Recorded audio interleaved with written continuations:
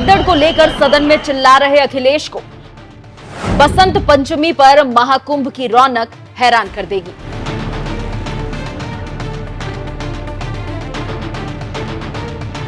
पंजाब सरकार महिलाओं और बच्चों की सुरक्षा के लिए संकल्पबद्ध है। सरकार ने इस दिशा में 2 अहम कदम सांझ राहत और जागृति उठाए हैं। पंजाब पुलिस और एनजीओ नई शुरुआत के सहयोग से लॉन्च हुआ सांझ राहत प्रोजेक्ट घरेलू हिंसा से प्रभावित महिलाओं को मनोवैज्ञानिक, सामाजिक और कानूनी सहायता प्रदान करता है। वहीं जागृति पहल 2री से 5वीं कक्षा के बच्चों में यौन शोषण के बारे में जागरूकता फैला रहा है। अब तक 2,86,036 बच्चों को गुड टच और बैड टच के बारे में बताया गया है।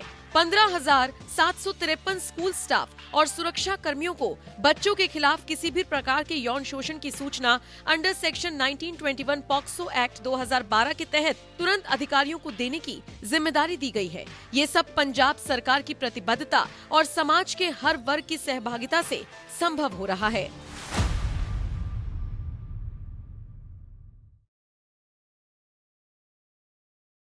नमस्कार, मैं हूं खुशबू राय।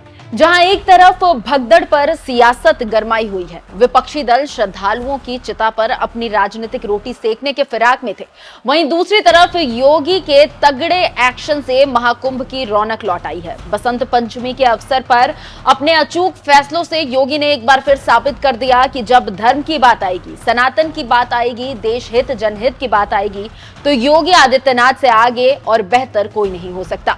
आपने फिल्म का वो डायलॉग तो सुना ही होगा कि हार कर जीतने वाले को बाजीगर कहते हैं।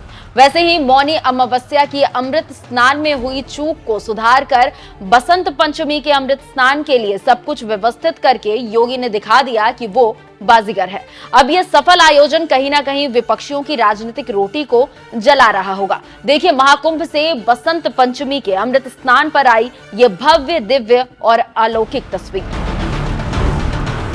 नमस्कार, बहुत बहुत स्वागत है आपका एनएमएफ न्यूज़ में। मैं हूं आपके साथ विवेक। ये तस्वीर देख रहे हैं अखाड़ों के अमृत स्नान की तस्वीर है। चारों तरफ अगर देखेंगे तो भीड़ काफ़ी कम नज़र आ रही है। सिर्फ अखाड़े के साधु संत महात्मा और अखाड़े से जुड़े हुए लोग नज़र आ रहे हैं। प्रशासन की व्यवस्था इस बार काफ़ी ज़्यादा बेहतर है। मौनी अमावस्या के दिन जो कुछ भी घटना घटी है उसके बाद में जिस तरीके से प्रशासन ने व्यवस्था की है उसकी तारीफ़ करते बनता है, क्योंकि यहाँ अगर आप देखेंगे तो आसपास के जितने भी क्षेत्र हैं उन सभी जगहों पर बैरिकेडिंग, बांस बल्ली से रास्ते को ब्लॉक कर दिया गया है। इसके अलावा शहर में भी इसी तरह की कुछ व्यवस्था है। और इस वक्त जिस जगह से जिस रथ के द्वारा जो आपको ये कवरेज दिखा रहे हैं, ये स्वामी चिदंबरानंद सरस्वती जी का महाराज का जो ये रथ है, उसी से हम लोग लाइव एक्सक्लूसिव तस्वीर आपको दिखा रहे हैं कि कैसे किस तरीके से सुबह के करीब 4 साढ़े 4 बजे का ये वक्त हो रहा है और साधु संतों का जो अमृत स्नान है, इस दिव्य महाकुंभ के आखिरी स्नान को लेकर के जो तैयारी है वो कुछ इस कदर दिखाई दे रही है। और जिस तरीके से तस्वीर आप देख पा रहे होंगे चारों तरफ की, दूसरे छोर पर श्रद्धालु जो है वो आते जाते निकल रहे हैं और एक छोर से यहाँ पर अखाड़ों के साधु संत जा रहे हैं। संगम नोज जो कि पास में ही है, यहीं पर घटना घटी थी। हालांकि वो दुखद घटना जो है वो कहीं ना कहीं हर किसी को थोड़ी बहुत डरा रही है।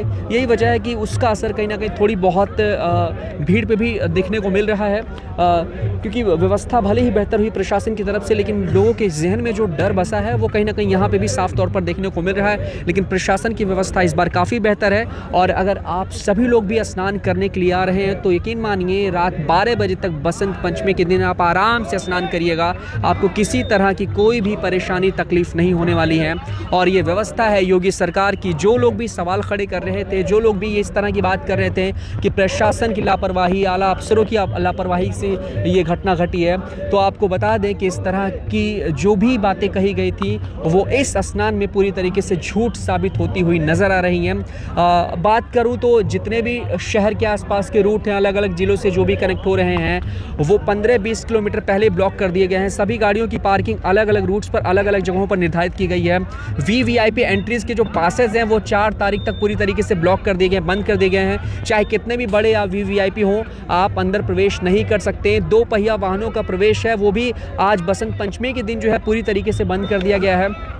और साधु संतों के साथ में जो है यहाँ पर ये आप देखेंगे तो एक लाइन आपको नज़र आ रही होगी। अखाड़ों के महामालेश्वर जो है यहाँ पर अमृत स्नान करने के लिए जा रहे हैं और शुरुआती दौर में सभी अखाड़ों का जो समय होता है निर्धारित, उसके हिसाब से अमृत स्नान शुरू होता है। सुबह 4:30 बजे से इसकी प्रक्रिया शुरू होती है जो कि दोपहर शाम तक चलती है और शुरुआती जो 2 अखाड़े हैं उनका अमृत स्नान का ये समय अभी चल रहा है। श्री पंचायती महानिर्वाणी अखाड़े के साथ में इस वक्त हम आपको ये तस्वीर दिखा रहे हैं। जैसा कि कैमरा पर्सन ने दिखाया कि किस तरीके से यहाँ पर भीड़ नज़र आ रही है। भीड़ में कहीं ना कहीं एक सन्नाटा सा पसरा हुआ हल्का फुल्का नज़र आ रहा है, लेकिन हाँ, व्यवस्था की बात की जाए तो व्यवस्था काफ़ी बेहतर है।